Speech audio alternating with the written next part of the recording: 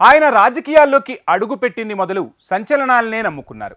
MLA అవ్వాలన్న ఆయన బలమైన కోరిక నెరవేరడంలోనూ అదే ఫార్ములా సక్సెస్ అయింది. మొన్నటి ఎన్నికల్లో ఆయన గెలుపే ఒక సంచలనంగా మారింది. ఇలా ఇక్కడి వరకు బాగానే ఉన్నా ఆయన ఫ్యూచర్ పాలిటిక్స్కి కూడా అదే ఫార్ములాను అప్లై చేస్తున్నారా? అధికార పార్టీని ధీటుగా ఎదుర్కొనేందుకు అదే బాటలో అడుగులు వేస్తున్నారా? ఇంతకీ ఎవరా నేత, ఏంటా కహాని? కౌశిక్ రెడ్డి ఈ పేరు వినగానే రాజకీయాల గురించి తెలియని వారికి కూడా ఆయన చేసిన హడావిడి గుర్తుకొస్తుంది.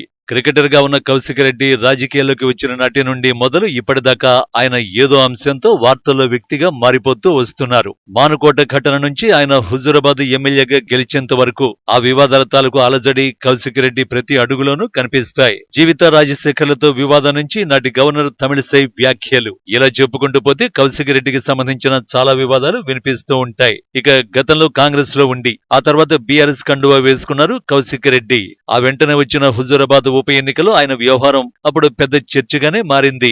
ఉప ఎన్నికలో ఓటమి తట్టుకోలేని ఆయన 2023 అసెంబ్లీ ఎన్నికల్లోనూ ఓటమి భయంతో ఓ సవాల్ను తెరమీదికి తెచ్చారు. ఎన్నికల్లో ఓడిపోతే సూసైడ్ చేసుకోవడమే దిక్కంటూ ప్రజలకు ఆయన ఇచ్చిన సందేశం కూడా రాష్ట్ర వ్యాప్తంగా హాట్ టాపిక్ గా మారింది. దీంతో ఓటర్ల ఆలోచన ఏంటో తెలియదు కానీ మొత్తానికి ఆయన్ను ఎన్నికల్లో గెలిపించారు. అలా ఎమ్మెల్యే అవ్వాలన్న ఆయన గట్టి కోరిక 2023 ఎన్నికల్లో నెరవేరింది. అలా ఆయన మొదటి నుంచి నమ్ముకున్న సంచలనాల ఫార్ములానే ఎమ్మెల్యే అయ్యాక కూడా కంటిన్యూ చేస్తున్నారన్న టాక్ అయితే వినిపిస్తోంది. ఎందుకంటే ఇటీవల మంత్రి పొన్నం ప్రభాకర్ పై ఆయన చేసిన ఆరోపణలు రాష్ట్ర వ్యాప్తంగా సంచలనంగా మారాయి.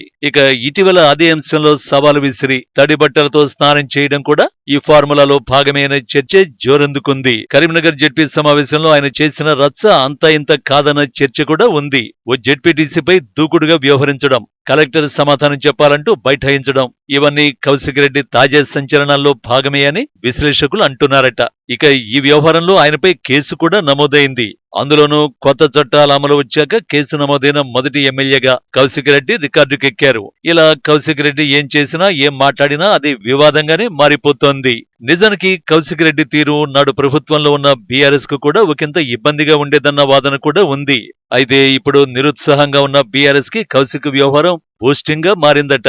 అయితే కౌశిక్ రెడ్డి రాజకీయాలు కొందరు సీనియర్ పొలిటీషియన్స్ కు మాత్రం అంతగా నచ్చవన్న టాక్ కూడా ఉంది. అయితే ఎవరు ఏమనుకున్నా ఎలా మాట్లాడుకున్నా తన ఫార్ములా రాజకీయాలను మాత్రం వదిలేది లేదంటున్నారట కౌశిక్ రెడ్డి. మంచో చెడు ప్రజల మధ్య చర్చల్లో ఉండాలన్న సూక్తిని ఫాలో అవుతున్నారట. ఇక ప్రతిపక్ష స్థానంలో బీఆర్ఎస్ కి కౌశిక్ రెడ్డి దూకుడు కలిసొస్తుందన్న భావనలో ఉన్నారట అధిష్టానం పెద్దలు. భవిష్యత్ రాజకీయాల్లోనూ తనకి ఈ దూకుడే కలిసి వస్తుందన్న ధీమతో ఉన్నారట కౌశిక్. సో కౌశిక్ ని ఆయన ఫార్ములా పాలిటిక్స్ ఎక్కడికి తీసుకువెళ్తాయో చూడాలి.